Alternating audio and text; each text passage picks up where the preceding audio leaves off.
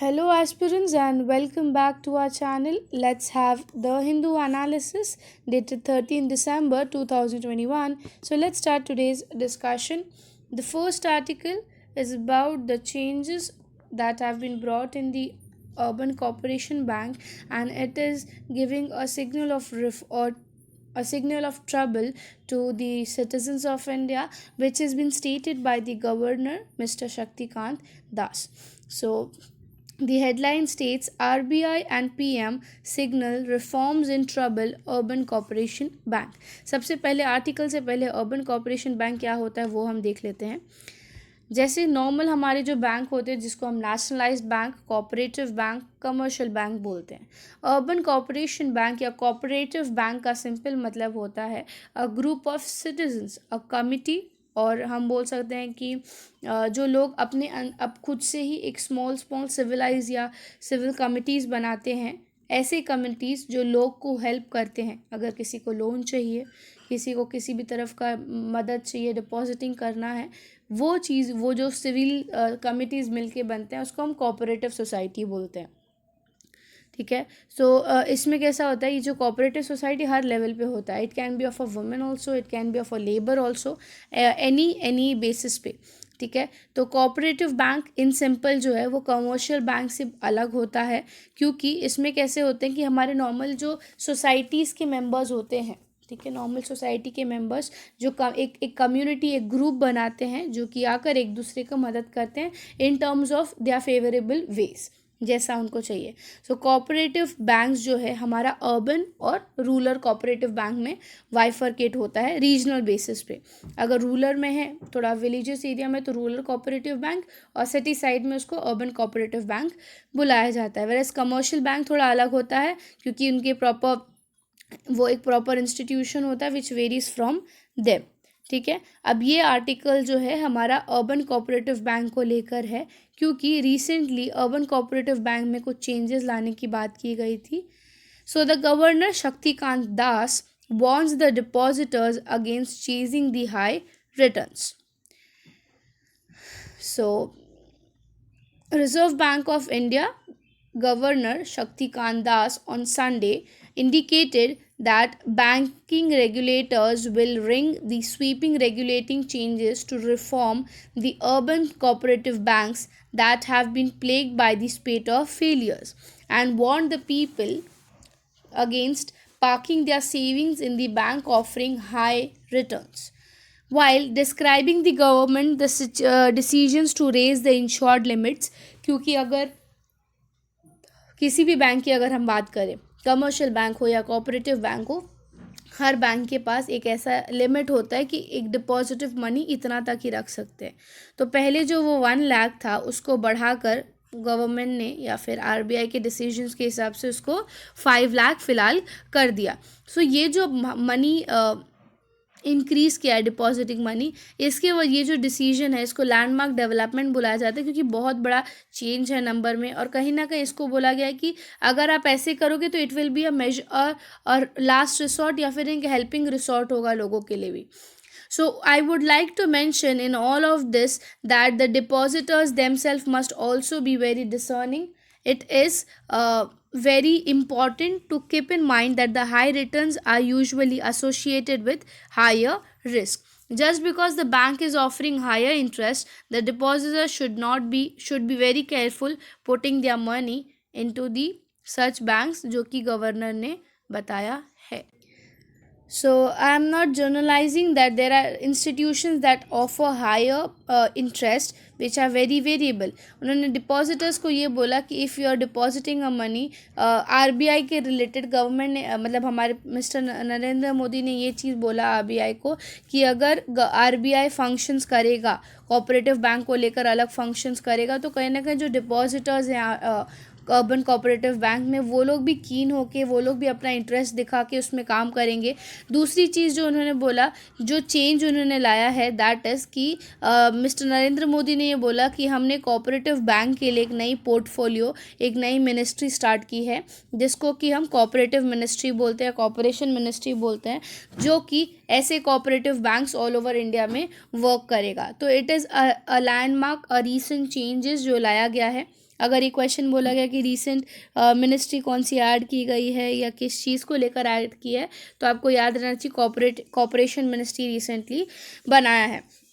सो mister Narendra Modi का ये बोलना था कि अगर आप प्रॉपरली कोऑपरेटिव बैंक के फंक्शंस को ओवरलुक करोगे, कोऑपरेटिव बैंक के फंक्शंस को ध्यान दोगे, तो डिपॉजिटर्स विल बी इंटरेस्टेड, वो लोग भी अपने तरफ से 100% अश्योरिटी देंगे कि वो आपके गाइडलाइंस के हिसाब से काम करें, और कहीं ना कहीं it will lead to the change और the development in the cycle of bank, which is a beneficial thing, जिसकी वजह से हम बहुत सारे प्रॉब्लम्स जो है टैकल कर पाएंगे ईजीली।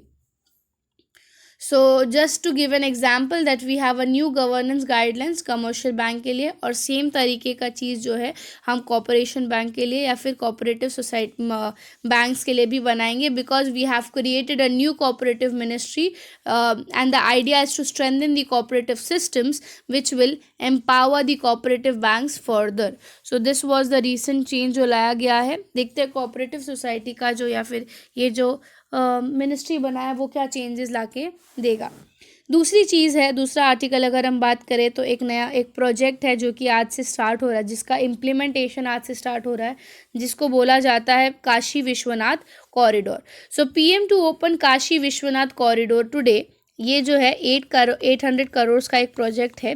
अगर सिंपल में मैं बैकग्राउंड बताऊं, सो काशी विश्वनाथ को लेकर usually being an Hindu person आप क्या करते हो, first you go to the river to get yourself poor.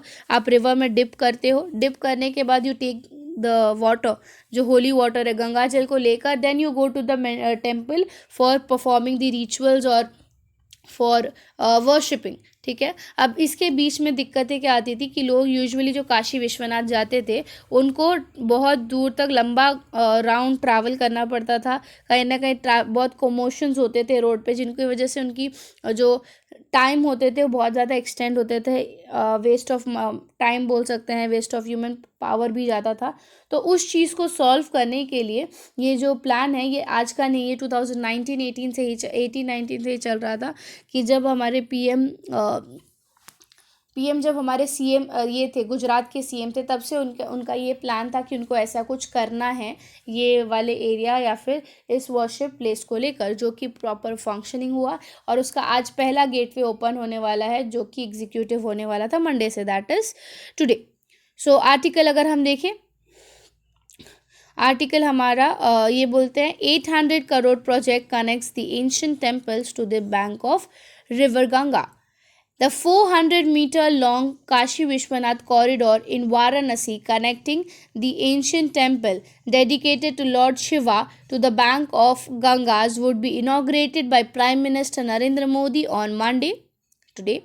In a statement on Sunday, the Prime Minister office said that it was the vision of Prime Minister for a long time to facilitate the pilgrimage and the devotees of Baba Vishwanath who have to enter or who have to encounter various congested streets surrounding with high poor upkings, where they practiced a age-old custom of taking a dip in the holy water, collecting the Ganga Jal and then offering it to the temple. ये normal एक way of worshipping होता है Hindus के बीच में, ठीक है, जो कि चीज़ किया जाता था, जिसकी वजह से उनको बहुत सारे प्रॉब्लम टैकल करने पड़ते थे। ये 800 करोड़ का प्रोजेक्ट जो है इसका जो फाउंडेशन है वो 8 मार्च 2019 को ही इसका फाउंडेशन हुआ था, जिसका पहला जो ये है हमारा गेटवे है वो तैयार हो चुका है। The first phase would be opened on Monday, a gateway to the Gangas. The steps are going to down and the ghats would take another 2 months to complete according to the project's architect Bimal Patel. दूसरी चीज़ इसमें एक बताई गई है, that is the town अब्बस। ये जो प्लेस है होली साइट, जहाँ पे मिस्टर नरेंद्र मोदी जब अपनी कॉन्स्टिट्यूएंसी लड़ रहे थे, उस टाइम से उन्होंने सोचा था कि he wanted to make such place, but pending था क्योंकि उस टाइम पे उतना प्लानिंग नहीं था, बट आज ये बनाया गया है। इसकी पार्शल वर्किंग हो चुकी है। एक चीज़ क्रिटिक नहीं बोलेंगे, बट यहाँ हुआ क्या है कि इस जगह को बनाने के लिए अप्रॉक्सीमेटली 300 बोल सकते हैं कि 300 घरों को डिमोलिश किया गया और उस जगह पर ये प्रॉपर गेटवे बनाया गया है। तो एक पॉजिटिव पॉइंट है कि ठीक है, it will help the pilgrimage, but 300 houses को अगर डिमोलिश किया गया तो उनको वैसे प्रॉपर फंक्शंस, वैसे प्रॉपर घर मिलने चाहिए वापस दूसरे एरिया में, बट ठीक है। सो आप लोग आंसर राइटिंग में इस चीज़ को यूज़ कर सकते हो। द रीसेंट डेवलपमेंट गवर्नमेंट क्या किया है, रिलीजियस प्लेसेस को अगर लेके आता है तो उसमें आप इंक्लूड कर सकते हो। प्रीलियम पॉइंट ऑफ व्यू से अगर पूछा गया कि रीसेंट गेटवे किस तरफ बनाया है, किस जगह को लेकर बनाया है, क्यों बनाया गया है, ठीक है, क्या क्या चेंजेस बनाए गए हैं, ये सब चीज़ों को आप याद रख सकते हो अंडर दिस आर्टिकल। अगला आर्टिकल पे जाते हैं। अगला आर्टिकल, रिसेंटली हमने मैत्रेय दिवस बनाया था इफ़ यू ऑल रिमेंबर, जिसमें हमने इंडिया बांग्लादेश जो 1971 वॉर के ऊपर, लिबरेशन ऑफ वॉर के ऊपर हमने किया गया था, स्पीच हुए थे, इंडिया बांग्लादेश के टाइस के बारे में देखा गया था कि हमारा टाई स्ट्रॉन्ग है। उसी चीज़ को लेकर रिसेंट एक मीट हुई थी जिसमें हमारे defence minister mister Rajnath Singh जो हैं, उन्होंने बोला उनका ये बोलना है कि 1971 वॉर के बाद से या 1971 वॉर से हम बोल सकते हैं कि पाकिस्तान की बहुत बार ऐसी कोशिश थी कि इंडिया को हरा पाए या इंडिया को हम कहीं ना कहीं झुका पाए, बट हमेशा से इंडिया का जो ट्राई सर्विस है, इंडिया की जो 3 सर्विस है, वो इतने तैनात थे और इतने प्री डेवलप्ड या मेंटेन्ड थे कि उनका ये प्लान हमेशा से एक फॉल हुआ है। एक क्रिटिक जो है मिस्टर राजनाथ सिंह ने बोली कि उस टाइम पर जो इंडिया ने रिलीजन के बेसिस पर डिवीज़न किया था, जो पाकिस्तान डिवाइड हुआ, बांग्लादेश डिवाइड हुआ, उनका ये बोलना है कि इंडिया का ये वन ऑफ द मिस्टेक था कि रिलीजन बेसिस पे उनको डिवाइड नहीं करना चाहिए था। अदर बेसिस होते तो ठीक है, we would consider, but religion basis वो the historical mistake that we did in the Indian history. और उसी के बाद फिर 1971 के वॉर के बारे में बताया है कि ऐसे सिचुएशंस में भी इंडिया ने मदद की, फिर इंडिया के रिलेशन उसी रीज़न से अच्छे हैं। सो आर्टिकल में देखते हैं, it is an shining example of the integration among the 3 services, says minister. The 1971 war tells that the partition of India on the basis of religion was a historic mistake done by India. Pakistan was born in the name of one religion, but it could not remain one, Defense Minister Rajnath Singh said on Sunday. The minister was speaking in inauguration at Swarnim Vijay Parv, जो 50 years of commemorating है 1971 war के बाद, liberation के बाद, उसको inaugurate करते जो fest किया गया था, इवेंट किया गया था स्वर्णिम विजय पर्व इंडिया गेट के लॉन के उधर। तो उस स्पीच में उन्होंने ये चीज़ बोला। After the defeat of 1971 war, Pakistan ने हमेशा कोशिश की कि इंडिया के पीस को हार्म कर पाए, इंडिया में ऐसे एंटी सोशल एक्टिविटीज़ ला पाए।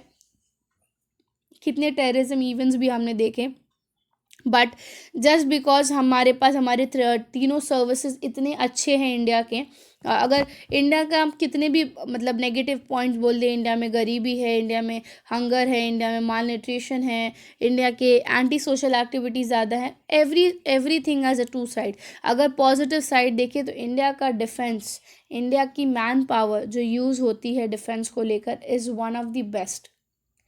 अगर हम फर्स्ट वर्ल्ड वॉर की भी बात करें, फर्स्ट वर्ल्ड वॉर में हम इकलौते ऐसे कंट्री थे जिन्होंने उस टाइम पर 1 लाख से लेके 2 लाख तक के ह्यूमन पावर्स दिए थे उस वॉर को, विदाउट थिंकिंग वंस कि शायद उनकी लाइफ भी जा सकती है। तो इंडिया के मैन पावर को हमारे डिफेंस सिस्टम ने, हमारे आर्मी नेवी सिस्टम और एयरफोर्स सिस्टम में बहुत बेनिफिशियली यूज़ किया गया है, जिसकी वजह से राजनाथ सिंह ने ये भी बोला कि we have won in a direct way and the victory will be ours in a indirect way also. और फिर उन्होंने हमारे जो जनरल बिपिन रावत हैं, लेट जनरल बिपिन रावत, उनको भी ट्रिब्यूट दिया। Terming the 1971 war was among the most decisive in the world after the 2 wars in the 20th century. It will be rarely seen in the history that after defeating another country in a war, a country does not impose its dominance but hand over the power to the political representative. Obviously, Pakistan को हराने के बाद अगर usually ये tendency follow की जाती है कि after you are defeating one country, जिस कंट्री को आपने उससे बचाया है वो कंट्री आपके अंडर आती है या आप उसका पावर देते हो, बट इंडिया ने ऐसा कभी नहीं किया। आफ्टर डिफीटिंग पाकिस्तान, इंडिया ने बांग्लादेश को प्रॉपर हैंड या फिर फ्रीडम दिया कि आप अपनी कंट्री स्टार्ट करो, अपना पॉलिटिकल रिप्रेजेंटेशन बनाओ, अपने खुद की कल्चर के बेसिस पे करो. तो India has never invaded any country nor has it ever captured any inch of the land of any of the countries. Mr. Singh described the 1971 war as a shining example of the jointness and integration of all the three services, underlining the importance of planning, training, procurement of all the production being made of self-reliant. Our aim is to keep our armed force ready for any of the events anytime. The Indian Armed Force supported Mukti Bahini, helped lack of refugees to prevent. आज के time पे भी India being a country, अगर हम बात करें normal, अगर globally किसी भी कंट्री में रेफ्यूजीज आते हैं तो पहला स्टेप उनको होता है कि उनको वापस अपनी कंट्री में भेज दो या उनके अगेंस्ट एक्शन ले लो. बांग्लादेश भी कुछ इंडियन, अगर हम देखें बंगालीज वहाँ पे रहते हैं, आज भी हैं वहाँ पर, उनके अगेंस्ट बहुत बड़ा मास प्रोटेस्ट नहीं, बट यस उनके अगेंस्ट एक वॉयलेंटिव इवेंट किया गया था रिसेंटली दुर्गा पूजा के टाइम. इंडिया ने कभी ऐसा कुछ प्रैक्टिस नहीं किया. इंडिया को पता है इंडिया में बांग्लादेश से कितने इंसर्जेंसीज होते हैं. तिब्बत से हमने दलाई लामा को सपोर्ट किया, हमने उनको एक प्रॉपर जगह दिया. तो इंडिया हैव ऑलवेज रिस्पेक्टेड मतलब the people coming from any country. India ने हमेशा से उनको जगह दिया. इंस्टेड अगर हम कंट्री के पर्सपेक्टिव से बात करें तो इंडिया उनको बाहर भी भेज सकता था या एक्सेप्ट नहीं भी कर सकता था, बट आज भी उनको एक्सेप्ट किया and they have given a place for them for the shelters. So northern sector में भी अगर हम बात करें इंडिया ने always help them. So they ensured that the credibility of India's commitment towards the peace, justice and humanity in the world is maintained. A series of cultural event and performance had also been done there. सो ये event के बारे में बताया गया था. India के बारे में अगर आप आंसर राइटिंग कर रहे हो तो यू कैन राइट, जो लिबरेशन ऑफ वॉर पे अगर आप लिख रहे हो तो इंडिया की पॉजिटिव साइड आप दिखा सकते हो. इंडिया बांग्लादेश के बारे में लिख रहे हो तो उसमें भी पॉजिटिव साइड दिखा सकते हो. इंडिया बीइंग अ कंट्री कैसे वर्क करता है उसके बारे में भी आप इसमें इंक्लूड कर सकते हो. अगले आर्टिकल पे जाते हैं. अगला आर्टिकल हमारा पॉलिटी और गवर्नेंस के ऊपर है. The evolution and framing of constitution. तो इसमें 2-3 चीज़ें बताई गई हैं कि इंडियन कॉन्स्टिट्यूशन की बात करें, इंडियन कॉन्स्टिट्यूंट असेंबली जो हमारा बना, हमारा गवर्नमेंट बना, हमारा फ्रेमिंग ऑफ कॉन्स्टिट्यूशन जो भी हुआ, ये एक ऐसा नहीं था कि ऑल ऑफ सडन वाला चीज़ है कि कब अचानक से हो गया, एक दिन सब ने सोचा चलो बैठ के कॉन्स्टिट्यूशन बना लेते हैं और उन्होंने बना लिया. It is actually a work of approximately many years. ठीक है. मिस्टर जो इनके राइटर हैं उन्होंने ये भी चीज़ बोला कि आज के यंगस्टर्स के आज के जनरेशन्स को ये भी नहीं पता कि इंडियन कॉन्स्टिट्यूशन बना कैसे. Until and unless you are an aspirant, until and unless you are an art student, normal जो जनरेशन, इस जनरेशन के बच्चे हैं या इस जनरेशन के यूथ हैं, उनको ये तक आइडिया है कि इंडियन कॉन्स्टिट्यूशन कैसे बना है. ठीक है. उनको सिर्फ इतना पता है कि शायद B.R. अम्बेडकर हमारे फादर बुलाए जाते हैं या नेहरू जी, ये लोग सब वर्किंग में थे, बट जो स्ट्रगल है वो आज के जनरेशन को अब तक नहीं बताया है. उसी चीज़ को नोट करते हुए उन्होंने नेचुरल, अगर मैं बोलूँ इसमें रिफ्रेशर में लिखा है कि for the information of this generation let me state few facts. The framing of the constitution is not an isolated और एन एक्सीडेंटल इवेंट, बट जिसमें कि few barristers and jurists came together and decided to form the constitution. It is accumulation of long years and struggle of freedom, जिसमें बहुत लोगों की जान गई. Indian national Congress, अगर हम बात करें नेहरू जी के लीडरशिप के अंडर, हमारा 1935 में हमने डिमांड किया था कि हमें कॉन्स्टिट्यूएंट असेंबली चाहिए. 1935 में डिमांड करने के बाद हमें 11 साल बाद कॉन्स्टिट्यूशन 1946 में हमें बनाने का मौका मिला on the basis of the communal representation. हमारा जो इलेक्शन पर्सपेक्टिव है, इलेक्शन 1935 से हमने बोला था, पर 1946 में हमें इलेक्शन पहला दिया गया on the basis of adult franchise. Almost 3 years of the hard work, constitution was completed in November 1949.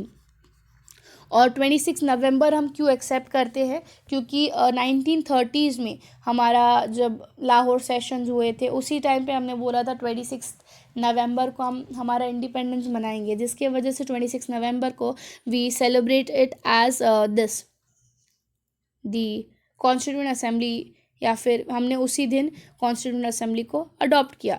Nehru contribution में ये भी बोला गया है कि आज अगर हमारा प्रियम्बल हम फॉलो करते हैं, आज इक्वालिटी, लिबर्टी, फ्रेटर्निटी फॉलो करते हैं, it is because of the contribution of mister Nehru. अगर उस टाइम पे मिस्टर नेहरू हमें ऑब्जेक्टिव रेजोल्यूशन का वो फॉर्मेट नहीं देते तो शायद हमारा प्रियम्बल एज सच ऐसा कुछ बनता नहीं, शायद हम बाकी की कंट्रीज़ के कॉपी करके अपना कॉन्स्टिट्यूशन बनाते।